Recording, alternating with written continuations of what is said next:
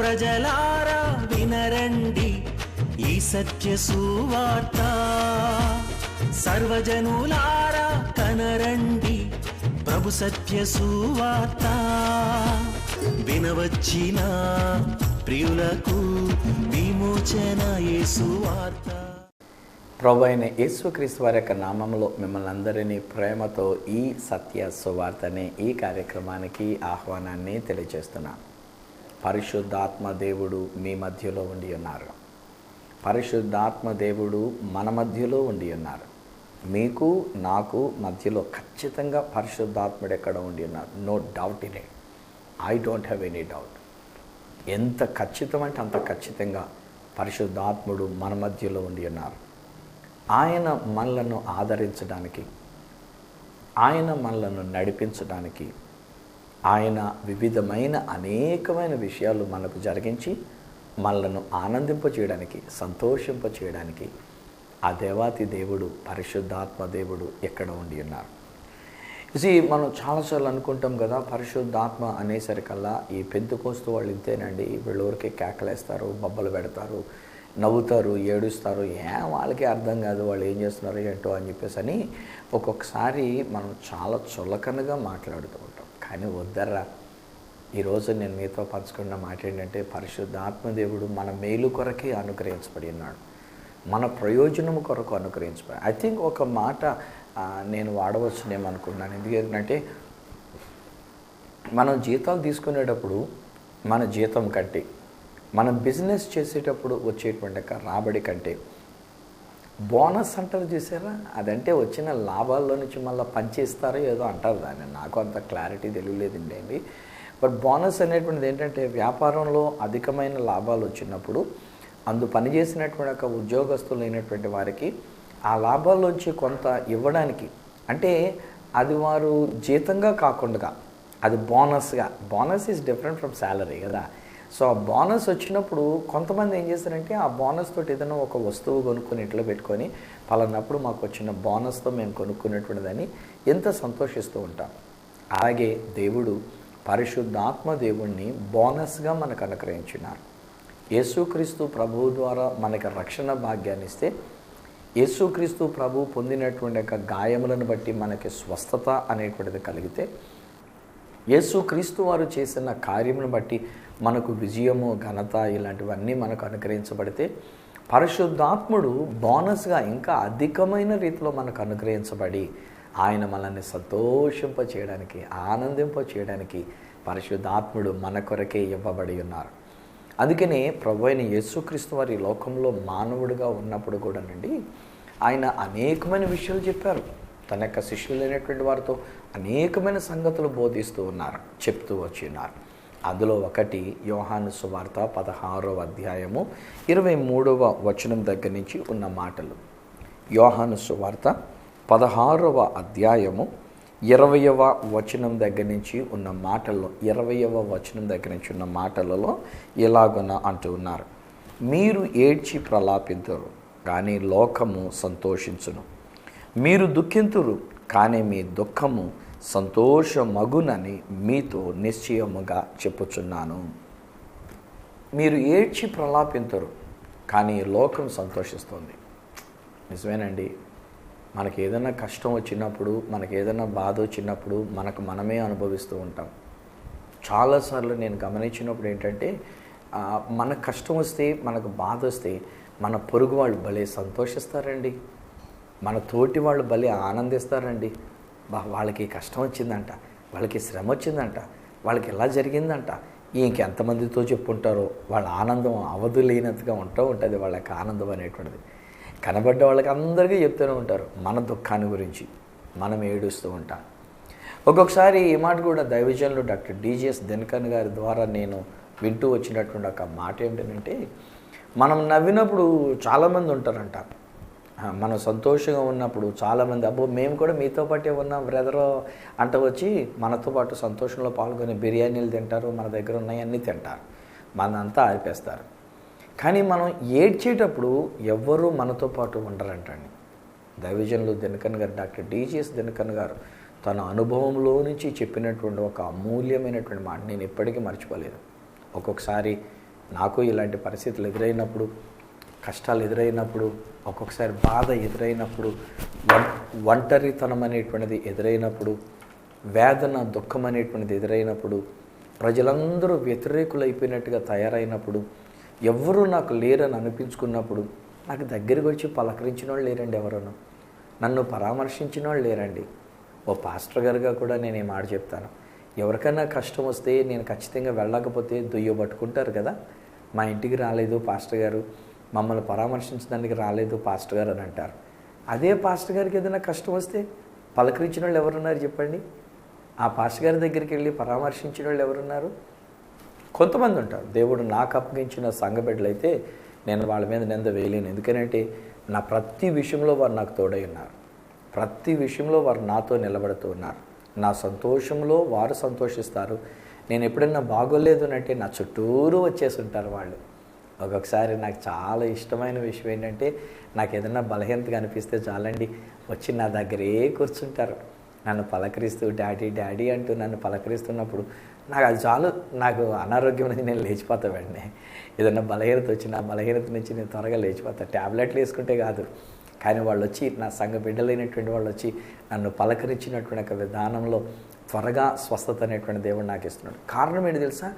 దేవుని యొక్క ప్రేమ నేను వాళ్ళతో పంచుకుంటూ ఉన్నా, వాళ్ళు తిరిగి ఆ దైవ ప్రేమతో దైవ సేవకుడైన నన్ను ప్రేమిస్తున్నారు. ఒక మాట, ఒకవేళ ఈ రోజుల్లో చాలా సంఘాలలో సంఘ కాపరికి సంఘానికి మధ్యలో సరైన ప్రేమ లేదు. డినామినేషన్ సంఘాలలో అసలుకే తక్కువ అంటాను నేను, చాలా తక్కువ అంటాను నేను. నిజంగా చెప్పాలంటే డినామినేషన్ సంఘాలు, మెయిన్ లైన్ చర్చెస్లో ఎప్పుడు పాస్టర్ గారికి, సంఘ పెద్దలకి, సంఘానికి గొడవలు అవుతూనే ఉంటాయి. ఇండిపెండెంట్ సంఘాల్లో ప్రేమ ఉన్నట్టుగా కనబడతారు, కానీ ఇంక తప్పదు, ప్రేమించకపోతే అవకాశం లేదన్నట్టుగా ఉంటుంది అక్కడ ఇండిపెండెంట్ సంఘాల్లో. ఎందుకంటే మళ్ళీ వేరే ప్రసంగాలు వచ్చేస్తే ఇంకా ప్రసంగాలతో వాళ్ళు తట్టుకోలేరు, మళ్ళీ బయటికి వెళ్ళిపోతే అది మొమాటం, అందుకని బయటికి వెళ్ళలేరు. ఇంకా అక్కడ అనుకోండి ఏదో ఇంకా తప్పదు అన్నట్టుగా వచ్చేటువంటి పరిస్థితి. కొందరు ఉంటారు నిజంగా నిజాయితీగా ప్రేమించేటువంటి వాళ్ళు, నిస్వార్థంగా ప్రేమించేవాళ్ళు, దైవజనుడు ప్రేమించేవాళ్ళు. నా సంఘం, దేవుడు నాకు అప్పగించిన సంఘం విషయంలో నేను మాట చెప్తూ ఉన్నాను. నన్ను ప్రేమతో పలకరిస్తూ, అందుకనే ఇన్ని సంవత్సరాలుగా నేను అక్కడ సేవ చేయగలుగుతున్న దేవుడు ఆ యొక్క సంఘాన్ని ఇంకా ఇంకా బలపరిచి, ఆశీర్వదించి అభివృద్ధిలోనికి తీసుకొని వస్తూ ఉన్నారు. ఇది నా నీ స్నేహితులరా, ఒకవేళ మనం దుఃఖములో ఉంటే, మనం వేదనలో ఉంటే, మనం కన్నీటితో ఉంటే, ఎవరూ మనల్ని పలకరించడానికి రాలేదని వాపోయే కంటే, ఈరోజు నేను చెప్తా, పరిశుద్ధాత్ముడు మీ దగ్గర ఉన్నారు. పరిశుద్ధాత్ముడు మీ దగ్గరికి వచ్చినారు. ఆయన ఇక్కడ ఉన్నారు బిడ్డలు. బ్రదర్, మీకే నేను చెప్తున్నా, పరిశుద్ధాత్ముడు ఇక్కడ మన ఇంట్లో ఉన్నారు. సిస్టర్ గారు, మీతో కూడా నేను చెప్తున్నానమ్మా, పరిశుద్ధాత్మ దేవుడు ఇక్కడ ఉన్నారు, మన ఇంట్లో ఉన్నారు, మన దగ్గర ఉన్నారు, మీ ముందర పరిశుద్ధాత్మ, నేను కాదు కనబడుతుంది. పరిశుద్ధాత్ముడు ఒక వ్యక్తిలో నుంచి మీతో మాట్లాడుతున్నటువంటిది. So it is the Holy Spirit of God that you are watching. మీరు గమనిస్తుంది, మీరు చూస్తుంది ఎవరినంటే పరిశుద్ధాత్మ. సువార్తరాజు కాదు, సువార్తరాజు ఈజ్ ఓన్లీ బాహ్య రూపం. సువార్తరాజు లోపల ఉన్నది పరిశుద్ధాత్ముడు, సువార్తరాజు పైన ఉన్నది పరిశుద్ధాత్ముడు. మీతో మాట్లాడుతుంది పరిశుద్ధాత్ముడు. మీ దుఃఖాన్ని, మీ కష్టాన్ని తీసివేసి మీకు కావలసిన సంతోషాన్ని, ఆనందాన్ని ఇచ్చేవాడు పరిశుద్ధాత్మ దేవుడు. హల్లెలూయా. హే బ్రదర్, ఎందుకు అట్లా వేదన పడుతూ ఉన్నారు? ఎందుకు అలా కలవరపడుతున్నారు? మీరు ఒక్కళ్ళే ఏం మొయ్యట్లే ఆ బరువంతాను, మీరు ఒక్కళ్ళే ఏం కష్టపడట్లే, మీరు ఒక్కళ్ళే ఏదో బరువు బాధ్యతలు వహించాను అనుకుంటున్నారు, కానీ మీరు ఒక్కళ్ళే కాదు, మీతో పాటు పరిశుద్ధాత్మ దేవుడు ఉన్నారు, మీతో పాటు తండ్రి అయిన దేవుడు ఉన్నారు, కుమారుడైన యేసుక్రీస్తు ప్రభు మీ దగ్గర ఉండి ఉన్నారు. త్రిత్వమైనటువంటి ఒక దేవుడు ముగ్గురుగా ఉండి ఆయన మీ దగ్గరికి వచ్చిన. You are never alone. మీరు ఒంటరిగా ఉన్నవాళ్ళు కారు. ఈరోజు సిస్టర్, మీకు కూడా నేను చెప్తున్నానమ్మా, యు ఆర్ నెవర్ ఎలోన్. ఒంటరిగా ఉన్నవాళ్ళు కారు మీరు. బహుశా ఇంట్లో ఎవరు లేరు, అది నిజమే, ఇది వాస్తవం. మీరు ఒక్కళ్ళే ఇంట్లో ఉన్నారు, ఇది వాస్తవం. బహుశా కుటుంబీకులైనటువంటి వాళ్ళు ఎవరూ దగ్గరలో లేరు. దేర్ ఆర్ మెనీ పీపుల్ ఒంటరితనాన్ని అనుభవిస్తున్నటువంటి వాళ్ళు అనేక మంది ఈ నా కార్యక్రమాన్ని వీక్షిస్తున్నారు. కానీ ఈరోజు నేను మీకు ధైర్యంగా చెప్పేటువంటి సత్యమైన సువార్త ఏంటంటే, పరిశుద్ధాత్ముడు మీ దగ్గర ఉండి ఉన్నారు, పరిశుద్ధాత్ముడు మీతో ఉండి ఉన్నారు. ఒంటరితనంతో ఉన్నప్పుడు న్యాచురల్లీ మనకు కలిగేటువంటి ఒక విషయం ఏంటంటే దుఃఖము, వేదన, ఇదే కనబడుతూ ఉంటుంది. ఈ లోకంలో ఉండేవి అవే. ఈ లోక బానిసత్వంలో ఉన్నంత వరకు మనకు మిగిలేది అదే. నిర్గమకాండం 2వ అధ్యాయం చివరి వచనాలలో ఇశ్రాయేలు ప్రజల గురించి చెప్పబడుతున్నటువంటి ఒక మాట, ఇశ్రాయేల్ జీవితంలో వ్రాయబడినటువంటి ఒక మాట ఏంటంటే, వారు ఐగుప్తులో దాసత్వంలో ఉన్నప్పుడు, బానిసత్వంలో ఉన్నప్పుడు వారు దుఃఖము, నిట్టూర్పు, మూలుగు, వేదన, ఇదండి వారి జీవితంలో కలిగినటువంటిది. దుఃఖముతో ఉండి ఉన్నారు, వేదనతో ఉండి ఉన్నారు, నిట్టూర్పులతో ఉండి ఉన్నారు, మూలుగుతూ ఉన్నారు. I can see your agony. నేను మీ యొక్క వేదన నేను చూస్తూ ఉన్నాను, మీ మూలుగు నేను వినగలుగుతూ ఉన్నాను. పరిశుద్ధ ఆత్మను బట్టి నేను చెప్తున్నాను, మీ కొరకే దేవుడు ఈ వర్తమానాన్ని నా ద్వారా మీకు ఇస్తూ ఉన్నాడు. పరిశుద్ధ ఆత్ముడు మీ దగ్గర ఉండి ఉన్నారు. మీ మూలుగును ఆయన చూచాడు, మీ నిట్టూర్పులు ఆయన విని ఉన్నాడు, మీ డీప్ సై లోపల నుంచి వస్తున్నటువంటి ఒక వేదన, ఆ ఆవేదన ఆయన విని ఉన్నాడు. Not just a single person, ఒక్క వ్యక్తిగా ఉండినటువంటి ఒక ఒంటరిగా ఉండినటువంటి ఒక వ్యక్తి మాత్రమే కాదు, చాలామంది యొక్క జీవితాలలో మీరు దుఃఖముతో ఉండి ఉన్నారు, వేదనతో ఉండి ఉన్నారు. బహుశా మీ ఉద్యోగంలో మీకు కలిగిన పరిస్థితిని బట్టి మీరు దుఃఖిస్తూ ఉన్నారు. మీ మీద ఒక నింద మోపబడింది, మీ మీద అన్యాయంగా నింద మోపి ఉన్నారు. మీ తోటి వాళ్ళే మిమ్మల్ని పట్టించాలని, మిమ్మల్ని ఇరికించాలని బహుశా మీ మీద అన్యాయంగా అట్లా మోపి ఉన్నారు. అది మీకు తెలుసు, వాళ్ళకి తెలుసు. కానీ ఈరోజు ఆ మాట అనబడినందుచేత, మీ పై అధికారి మీతో ఒక మాట అన్నందుచేత ఈరోజు మీరు ఎంతో దుఃఖంలో ఉండి ఉన్నారు. వాళ్ళేమో ఆనందిస్తూ ఉన్నారు.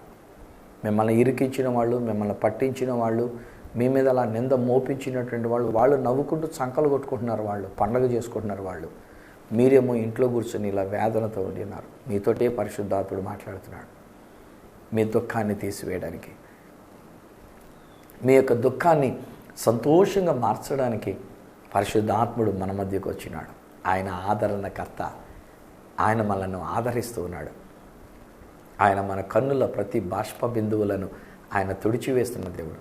లిటరల్గా నేను చెప్తున్నానండి, అక్షరాల నిజంగా ఒక మనిషి వచ్చి కళ్ళంట వారుతున్న నీళ్లు తుడిస్తే ఎలా ఉంటుందో అలాంటి అనుభవంలో పరిశుద్ధాత్మ దేవుడు మీ కొరకు చేస్తున్నాడు. మీ గురించి నేను మాట్లాడుతున్నాను. మీ కన్నీరు ఆయన తుడుస్తున్నారు. మీ కన్నీరు అక్కడ ఆఫ్ చేసి ఉన్నారు. ఎంతవరకు నువ్వు అలా కన్నీరు కారుస్తూ ఉన్నావు, వేదనతో దుఃఖంలో మీరు ఉండి ఉన్నారు. మరొక దినం ప్రవేశించింది. ఈ దినం ఎలా ఎదుర్కోవాలో మీకు తెలియట్లేదు. మీకున్న కష్టాలు, మీకున్న బాధలు, మీకున్న వేదన, మీకున్న దుఃఖం, మీరున్న దాసత్వం, బానిసత్వం, బహుశా ఇంట్లో ఉన్నటువంటి ఒక పరిస్థితులు, బిడ్డల గురించినటువంటి ఒక పరిస్థితులు, ఆ కుమారుని గురించి, కుమార్తెని గురించి ఉన్నటువంటి ఒక పరిస్థితులు, బహుశా నీ భార్యను గురించి నువ్వు ఎదుర్కొంటున్నటువంటి ఒక పరిస్థితులు, నీకు కలిగినటువంటి ఒక గాయం, నీకు కలిగినటువంటి ఒక వేదన ఎవరో మాన్పలేనటువంటి ఒక వేదనగా, అమరే తల్లి, బహుశా నీ భర్తను గురించి నువ్వు పెడుతున్న కన్నీరు ఎవరు ఆపలేనటువంటి రీతిగా నువ్వు వేదన పడుతూ ఉన్నావు. ఈరోజు నేను చెప్తున్నా, పరిశుద్ధాత్ముడు ఎక్కడ ఉండి ఉన్నారు. పరిశుద్ధాత్మ దేవుడే ఆయన నీ కన్నీటిని తుడుస్తూ ఉన్నారు. పరిశుద్ధాత్మ దేవుడే నీ కన్నీరుని తుడిచివేసి ఉన్నారు. ఈరోజు ఈ గొప్ప ఆదరణ పరిశుద్ధాత్ముడు నీకు అనుగ్రహించినటువంటిది.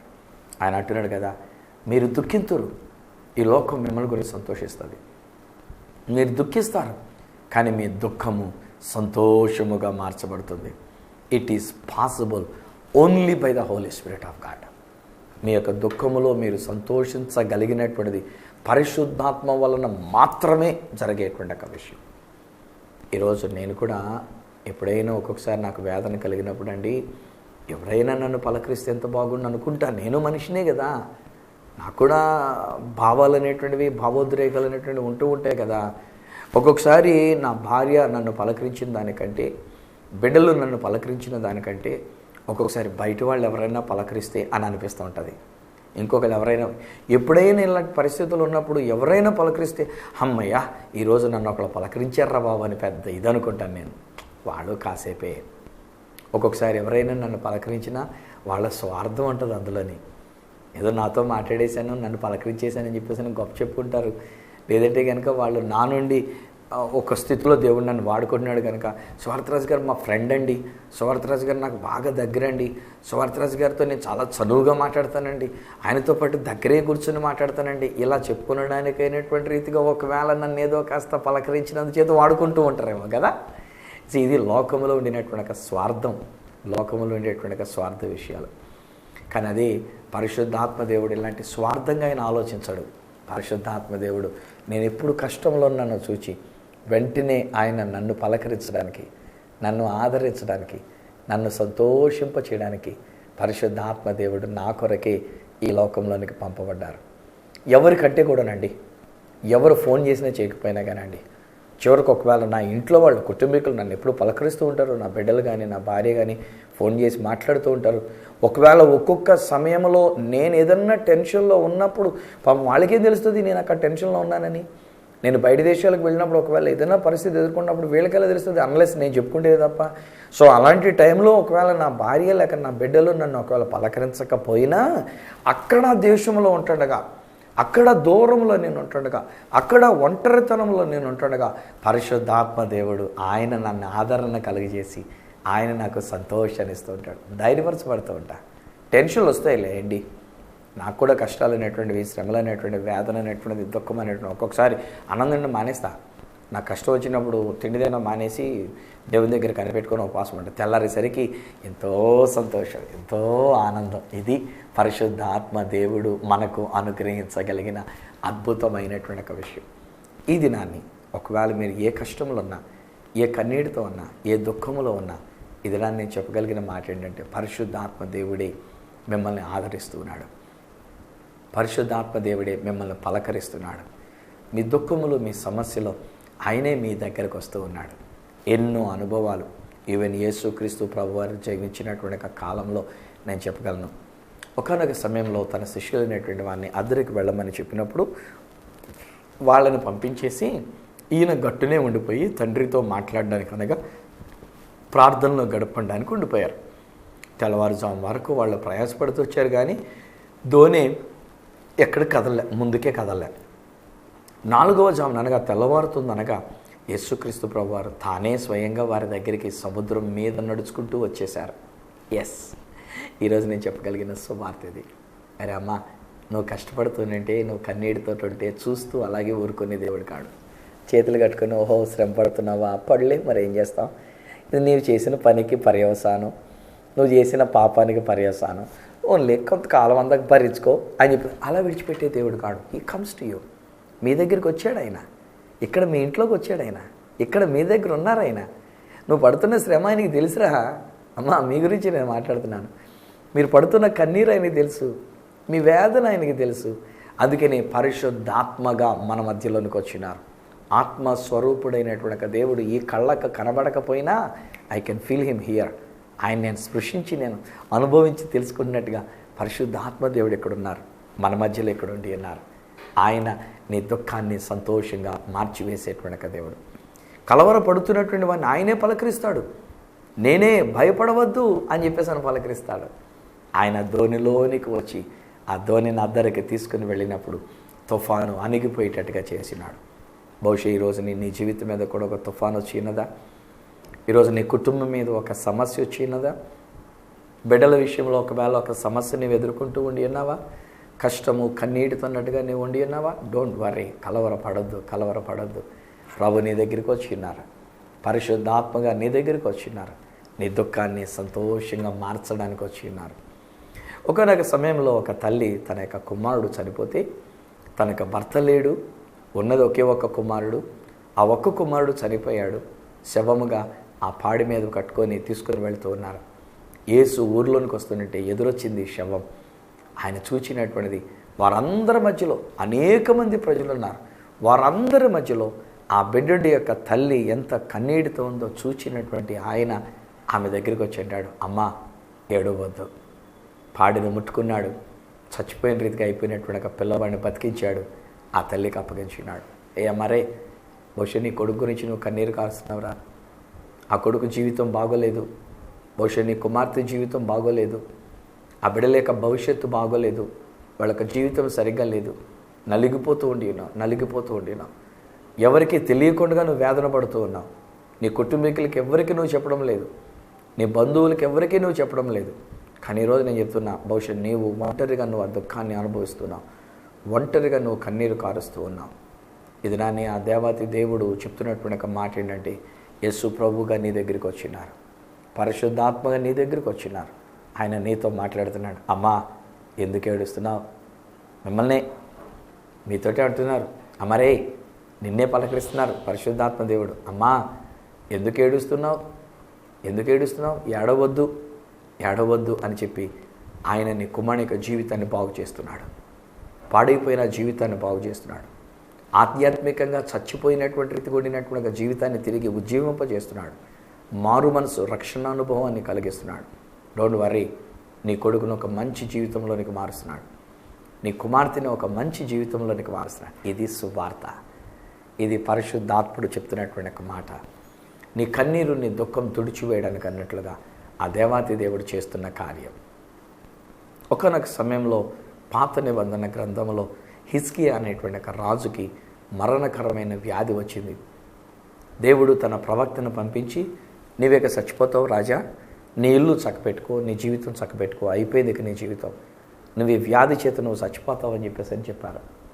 వెంటనే అతడు గోడ తట్టు తిరిగి, అనగా యెరూషలేము తట్టు, దేవాలయం ఉన్న తట్టు తిరిగి కన్నీటితో మొరబెడతాడు. దేవా, నీ కృప చేత నన్ను జ్ఞాపకం చేసుకోవా, నీ కృపలో, నా మంచితనాన్ని బట్టి కాదు, నేను ఏదో పుణ్యకార్యాలు చేసినందు చేత కాదు, నీ కృపలో నన్ను ఒక్కసారి జ్ఞాపకం చేసుకోవని అడిగితే, ప్రవక్త ఇంకా ఇల్లు గడప దాటి బయటికి వెళ్ళక మునిపే మరలా దేవుడు ఆ ప్రవక్త చెప్తాడు, నాయనా వెళ్ళు, ఆ రాజు యొక్క కన్నీరుని నేను చూశాను, అతని యొక్క కన్నీరు నేను తుడిచి అతనికి సంతోషాన్ని ఇవ్వడానికి నేను ఆయుష్కాలాన్ని ఇస్తున్నా, అతని రోగాన్ని నేను స్వస్థపరుస్తున్నా. ఈరోజు నేను చెప్తాను స్నేహితులారా, దేవుడు స్వస్థపరచగలిగిన దేవుడు.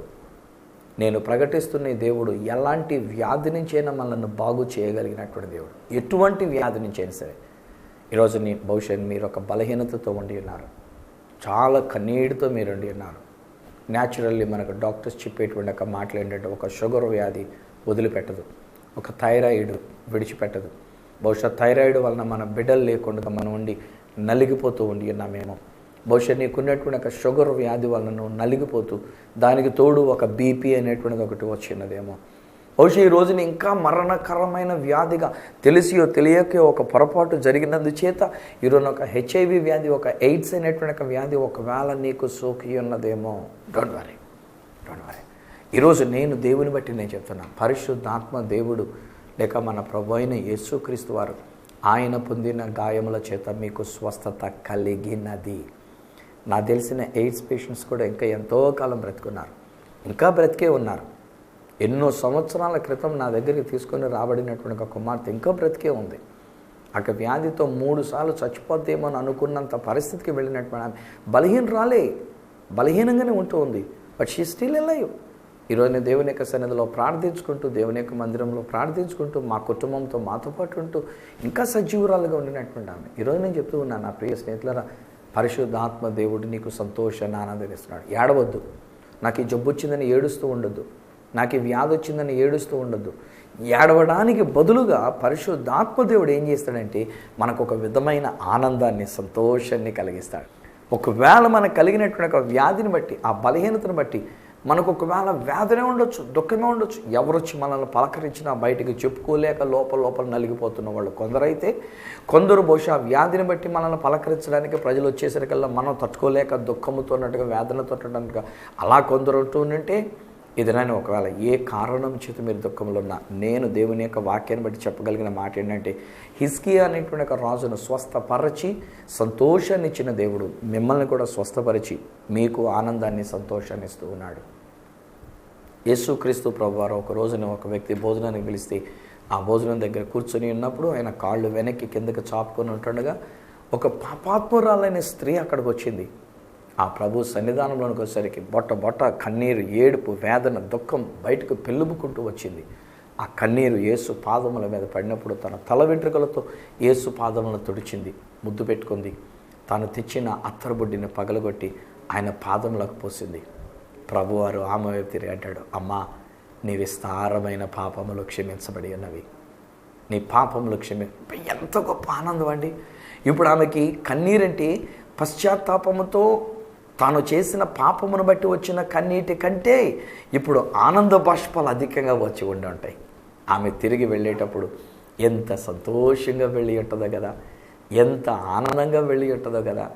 ఈరోజు నేను చెప్తున్నా, హై బ్రదర్, బహుశా నీవు పాపం చేసి ఉన్నావేమో కదూ, నీ పాపం నిన్ను వెంటాడుతుంది కదూ, ఈరోజు నువ్వు పాపం వల్ల నువ్వు కన్నీటితో ఉండి ఉన్నావు కదూ. బహుశా నీ పాపము నీ బిడ్డల మీద కూడా కనబడుతుందేమో కదూ. నీవు చేసిన తప్పిదంలాగానే బహుశా నీ బిడ్డలు కూడా అలాంటి తప్పులోనే పడి ఉన్నారు కదూ. బహుశా నువ్వు బాధపడుతూ అనుకుంటున్నావు, అరే నేను యవనస్తుడిగా ఉన్నప్పుడు, నేను చిన్నవాడిగా ఉన్నప్పుడు నేను ఇలాంటి పని చేశాను, ఇప్పుడు ఈరోజు నా కొడుకులు ఆ పని చేస్తూ ఉన్నారు.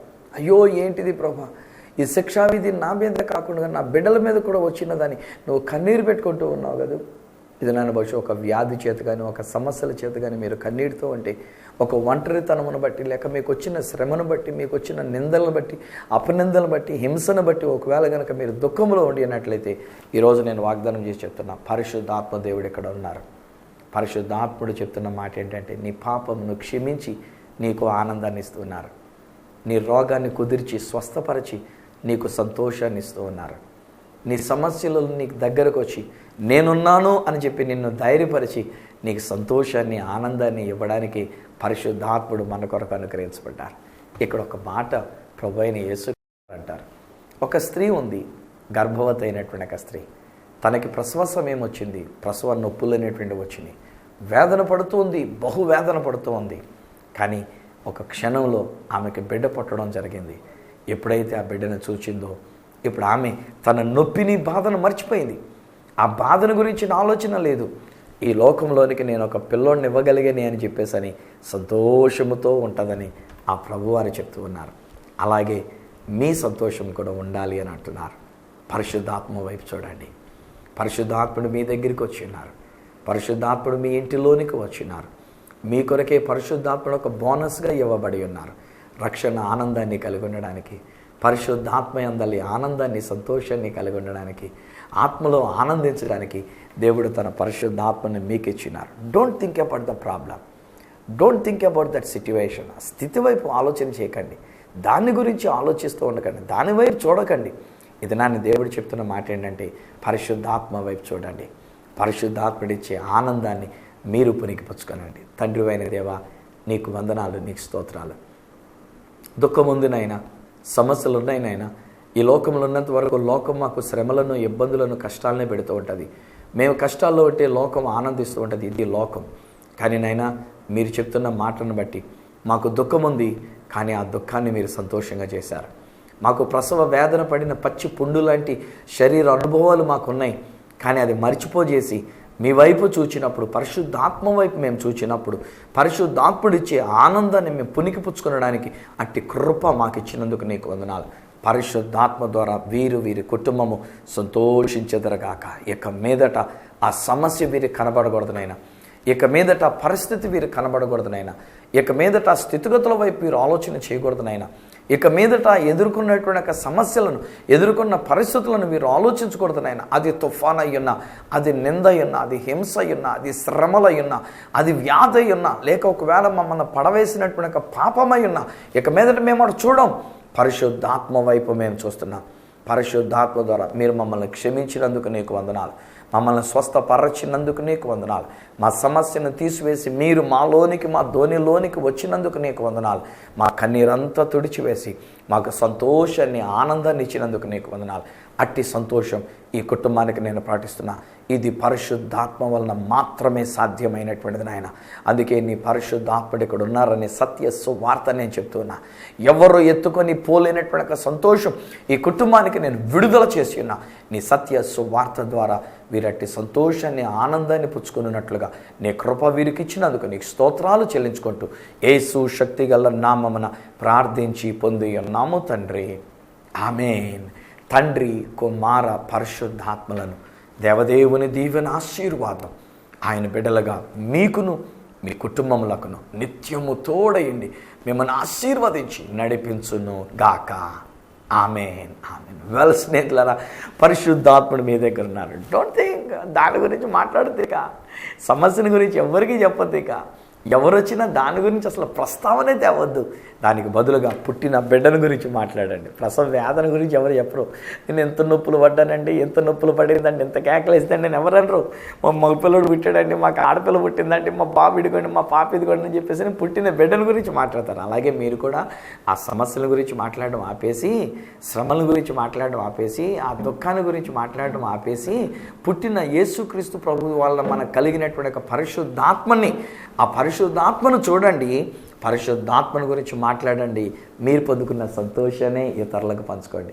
ఒకవేళ నాకు చెప్తారంటే మీ ఇష్టం, ఒకవేళ మీకు మనసు లేకపోతే నో ప్రాబ్లం. బట్ మీరు సంతోషంగా ఉన్నారు, నాకు అంతే చాలు. నాకు సంతోషం ఎట్లా అయినా సరే. ఒకవేళ అయినా మీరు ఏదైనా సంతోషాన్ని మీరు పొందుకున్న అనుభవాన్ని నాతో పంచుకుంటానని అనుకుంటే నా అడ్రస్ ఈ సత్య సువార్త, సామర్లకోట 533440, తూర్పుగోదావరి జిల్లా, ఆంధ్రప్రదేశ్. అడ్రస్ మరొకసారి చెప్తూ ఉన్నా, ఈ సత్య సువార్త, సామర్లకోట్ 533440, ఈస్ట్ గోదావరి డిస్ట్రిక్ట్, ఆంధ్రప్రదేశ్. అప్పటికి ఒకవేళ నాతో మీరు ఫోన్లో మాట్లాడాలని కోరుకున్నట్లయితే నా ఫోన్ నెంబర్ 9848110907, 9440040992, 8888552762. ఒకవేళ నాకు ఈమెయిల్ ద్వారా మీరు ఏదైనా తెలియజెప్పాలని కోరుకున్నట్లయితే నా ఈమెయిల్ ఐడి ఈ సత్య సువార్త @gmail.com. మళ్ళీ నెక్స్ట్ ప్రోగ్రాంలో మిమ్మల్ని కలుసుకొని మరి యొక్క అద్భుతమైన ఈ సత్య సువార్తతో మీ ముందుకు వచ్చేటంత వరకు మనందరినీ సంతోషభరితులనుగా చేస్తున్న పరిశుద్ధాత్మ దేవుని చేతులకు మిమ్మల్ని అప్పగిస్తూ మీ దగ్గర సెలవు తీసుకుంటున్న మీ ప్రియమైన సహోదరుడు ఈ సత్య సువార్త రాజు.